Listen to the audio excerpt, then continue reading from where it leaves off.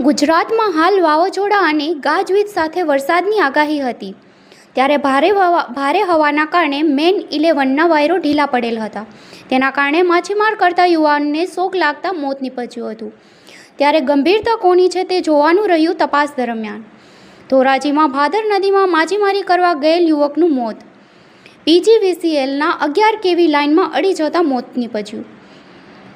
હોડકામાં ઝાડ ઊંચી કરતી વેળાએ બની ઘટના.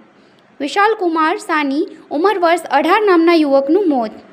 પાલિકાની ટીમ નદી વચ્ચેથી યુવકના મૃતદેહને રેસ્ક્યુ કર્યો.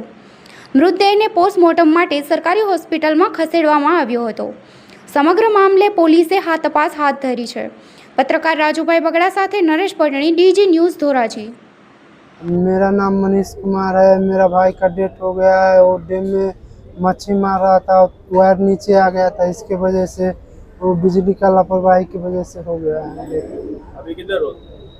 अभी तरोरा, अभी यहाँ पोस्टमार्टम के लिए यहाँ आया है सिविल हॉस्पिटल धोराजी। ये कहाँ पे हुआ था?